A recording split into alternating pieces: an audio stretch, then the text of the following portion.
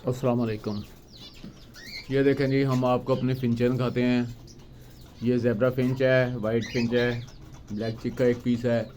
ये सारे पेयर बने हुए हैं, 2 पेयर बने हुए हैं, 2 पेयर ही रखे हुए हैं, बस ज़्यादा नहीं रखे हुए फिंच का, क्योंकि आज का रेट बहुत कम है। ये ऑस्ट्रेलियन बजरी का जोड़ा है, वो बजरी भी बच्चे निकालता है, रेड आइज भी बच्चे निकालता है। ये हुकोमों का जोड़ा है।